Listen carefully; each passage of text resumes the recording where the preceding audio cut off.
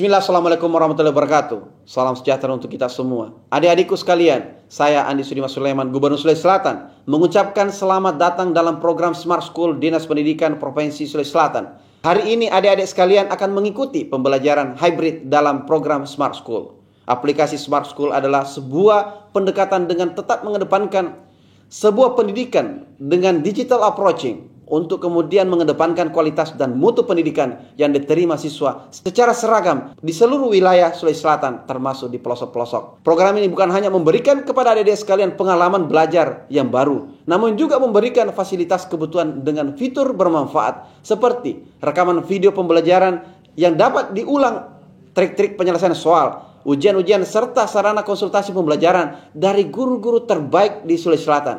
Sering-sering mengakses aplikasi Smart School melalui gawai yang adik-adik sekalian miliki di setiap kesempatan yang dimiliki. Untuk seluruh adik-adikku sekalian yang saya cintai, saya banggakan, selamat belajar dan semoga ilmu yang didapatkan bermanfaat untuk menambah pengetahuan pendidikan adik-adik sekalian. Salam kita pada salam. Assalamualaikum warahmatullahi wabarakatuh. Salam sejahtera untuk kita semua.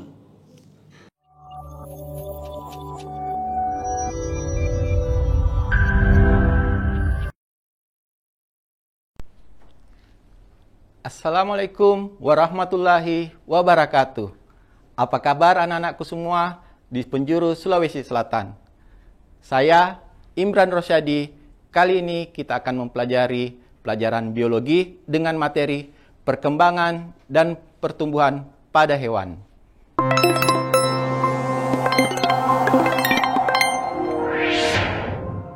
Oke. Untuk mengawali perkembangan dan pertumbuhan pada hewan, saya akan mengingatkan kepada anak-anakku semua. Mudah-mudahan masih ingat tentang konsep pertumbuhan, yaitu proses pertambahan ukuran berupa tinggi, panjang, lebar, jumlah sel, dan juga berat, seiring berjalannya waktu. Dan konsep perkembangan, yaitu proses pematangan fungsi organ, atau proses menuju kedewasaan. Mudah-mudahan masih ingat dengan dua konsep ini, karena ini konsep dasar dalam materi perkembangan dan pertumbuhan. Masih ingat juga dengan perbedaannya? Pertumbuhan itu tentang ukuran perubahan secara kuantitatif atau bisa diukur. Sedangkan perkembangan, ukuran perubahannya berupa kualitatif, berupa kualitasnya. Sifat pertumbuhan irreversible, tidak bisa kembali ke posisi semula, kondisi semula.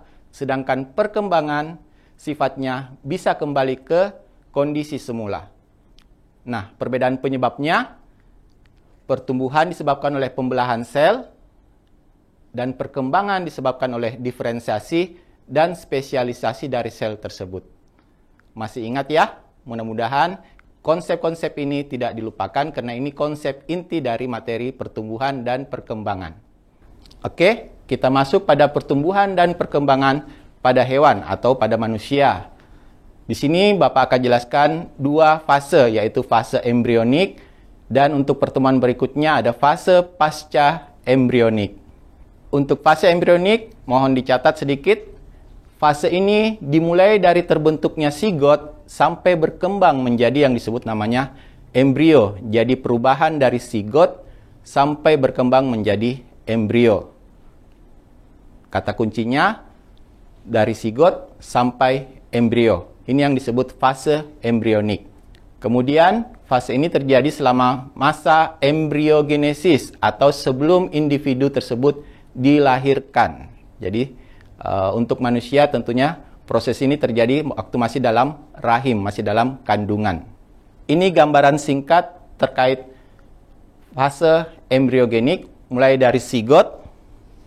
Untuk sigot, Bapak minta tolong Bapak Ibu guru pendamping di sekolah sedikit menambah pengetahuan tentang sebelum terjadinya sigot, yaitu di materi sistem reproduksi. Itu ya. Jadi untuk fase embrionik kita akan mulai dari sigot menuju ke morula, kemudian membentuk blastula, dan akhirnya nanti terjadi diferensiasi di proses gastrula. Seperti ini gambaran sederhananya. Nah, Fase embrionik sendiri, saya akan bahas secara 3 fase ya, 3 tahap, di mana banyak referensi itu juga menambahkan satu lagi fase organogenesis. Jadi nanti Bapak akan tambahkan sedikit fase selain morula, blastula, dan gastrula. Bapak tambahkan sedikit dengan fase organogenesis. Nah, kita bahas dulu fase morula. Pada tahap ini, zigot akan mengalami pembelahan mitosis berulang kali, mulai dari 2 sel, 4 sel, 8 sel, sampai berakhir di 64 sel. Sel-sel yang terbentuk nanti dinamakan sebagai blastomer.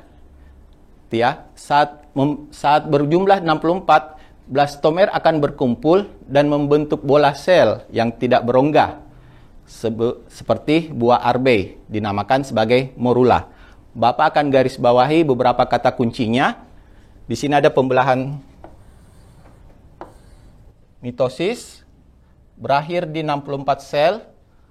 Beberapa sumber juga mengatakan berakhir di 32 sel. Ini tergantung individunya. Kemudian,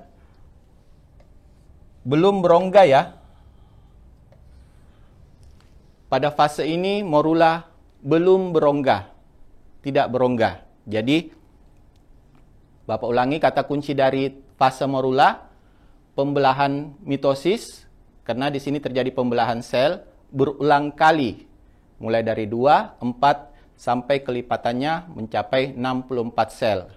Kemudian, pada fase ini belum terbentuk rongga. Oke, mudah-mudahan dipahami.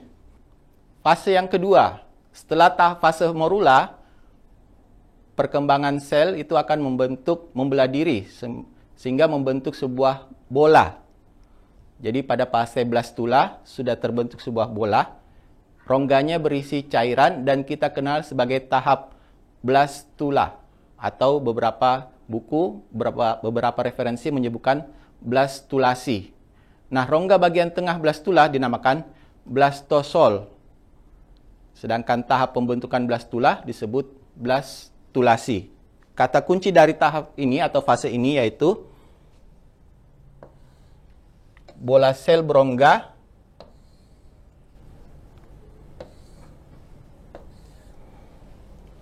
jadi bola sel berongga ya, ada rongganya yang disebut blastosol.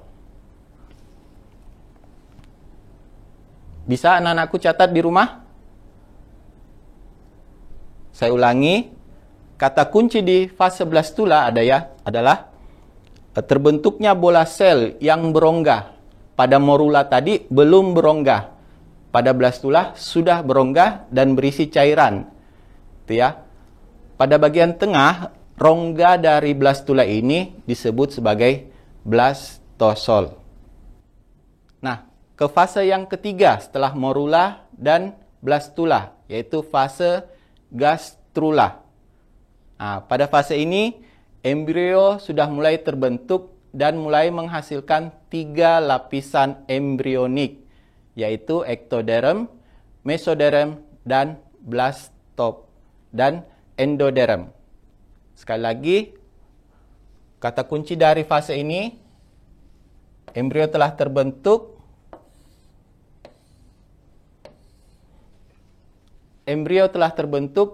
dan menghasilkan 3 lapisan, ektoderm, mesoderm, dan endoderm.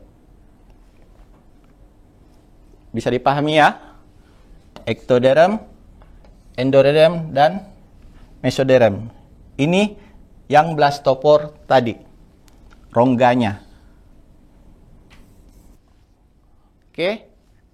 Nah, Bapak ulangi 3 fase kembali, mulai dari morula. Di sini ada pembelahan sel, ya, belum ada rongga. Blastula, morulanya masih terus membelah diri sampai membentuk bola, sampai ada rongga. Jadi morula dan blastula perbedaannya adalah adanya rongga. Pada morula belum ada rongga, pada blastula sudah berongga. Dan fase terakhir, gastrula, itu sudah terjadi 3 lapisan embrionik, ektoderm, endoderm, dan mesoderm. Mudah-mudahan anak-anakku di rumah, di sekolah, sudah bisa memahami sampai tahapan ini. Oke, nah ini tahapan fase tambahannya, diferensiasi dari gastrula, yaitu tahap organogenesis, di mana embrio memulai proses spesialisasi atau diferensiasi menuju ektoderm, mesoderm, dan endoderm. Itu ya. Jadi organogenesis itu tahap awal pembentukan berbagai organ tubuh yang berkembang dari 3 lapisan yang ada di tahap gastrula. Jadi tahap awal pembentukan berbagai organ tubuh dimulai dari endoderm, mesoderm, dan ektoderm. Untuk ektoderm, lapisan terluar ini nanti berkembang menjadi rambut, kulit, sistem saraf, dan indera. Saya ulangi, lapisan ektoderm nanti akan berkembang menjadi rambut, kulit, sistem saraf, dan indera. Ini ya, spesialisasi atau diferensiasi dari organogenesis. Bagian ektoderm nanti akan berkembang menjadi rambut, kulit, sistem saraf, dan indera. Untuk bagian mesoderm atau bagian tengah ya, lapisan tengah, dia akan berkembang menjadi otot. Lapisan tengah menjadi otot, rangka, alat reproduksi, dan alat peredaran darah, serta organ ekskresi. Karena bagian dalam, bagian tengah, lapisan mesoderm berkembang nantinya akan menjadi organ otot, rangka, alat reproduksi, alat peredaran darah, dan alat ekskresi. Dan lapisan yang ketiga, yaitu lapisan terdalam, endoderm. Lapisan ini akan berkembang menjadi organ alat pencernaan dan alat pernapasan.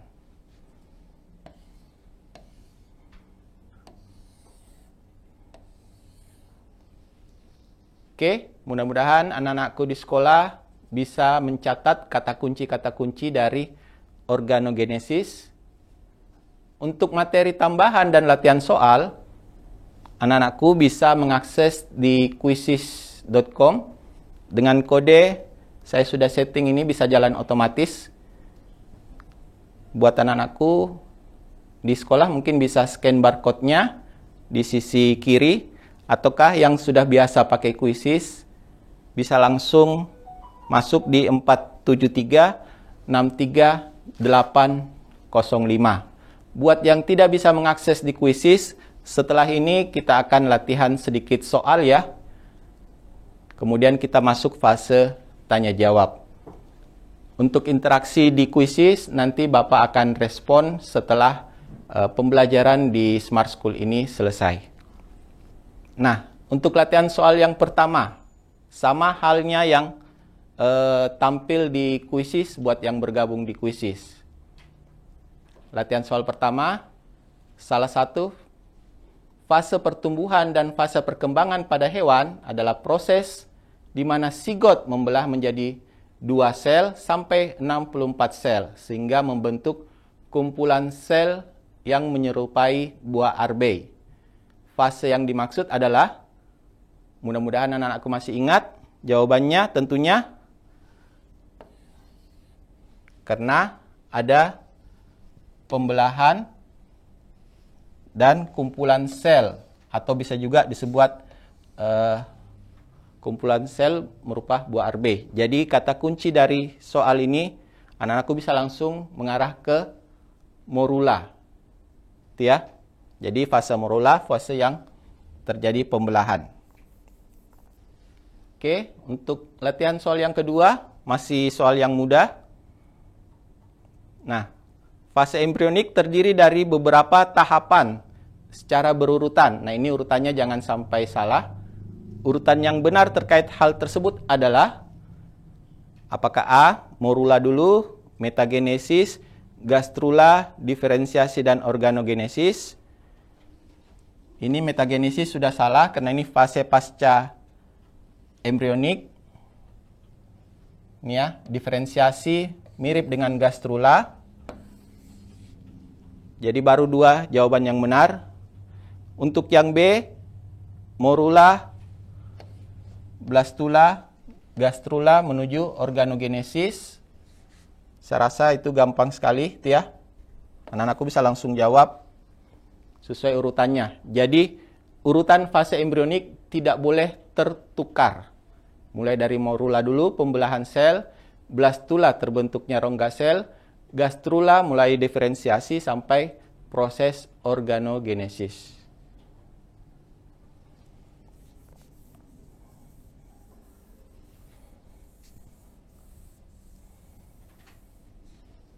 Ya. Nah, aku mungkin membaca ada istilah metagenesis, diferensiasi. Istilah tersebut kita akan bahas di fase pasca embrionik di pertemuan berikutnya. Nah, soal latihan terakhir sebelum kita diskusi tangan jawab. Oke. Nah, berdasarkan gambar berikut urutan yang tepat dari fase embrionik. Yang main di kuisis ini versinya menjodohkan ya. Buat yang main di kuisis, gambarnya ditarik sesuai urutan. Nah, ini tadi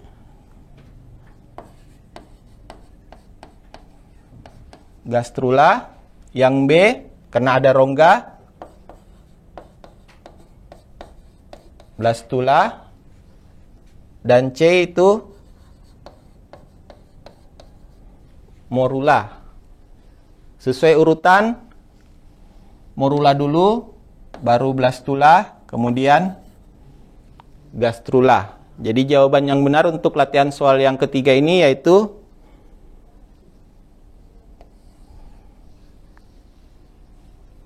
jawaban E. C dulu, baru B, kemudian A.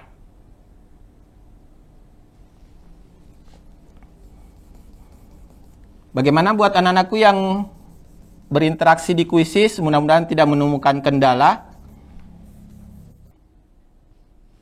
Oke. Jadi 3 latihan soal ini mudah-mudahan bisa memberi sedikit evaluasi pada anak-anakku. Nilainya nanti bisa diserahkan ke Bapak Ibu guru, apakah diambil atau tidak. Begitupun yang nanti yang berinteraksi di kuisis. Jika ada yang mau ditanyakan, materi dan yang ada di kuisis sama persis dengan materi yang saya tampilkan di layar saat ini.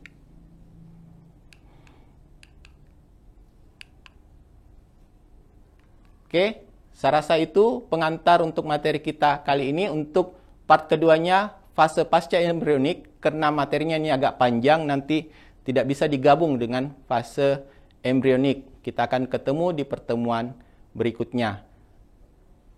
Oke, kita akhiri pertemuan kali ini. Sebelum mengakhiri, saya berterima kasih buat anak-anakku yang sudah bertanya, yang sudah mencoba untuk bertanya. Mudah-mudahan di kesempatan berikutnya tidak ada kendala lagi untuk melakukan interaktif dengan guru-guru yang ada di Smart School. Pesan saya, jangan malu-malu, hilangkan rasa grogi dan lain-lain, bertanya saja kepada gurunya. Kalaupun dari pembelajaran hari ini masih banyak materi yang kurang dipahami, saya minta tolong kepada Bapak Ibu guru pendamping untuk menambahkan materi tersebut. Sekian dari kami, pembelajaran biologi hari ini. Sampai bertemu di pertemuan berikutnya. Saya Imran Rosyadi.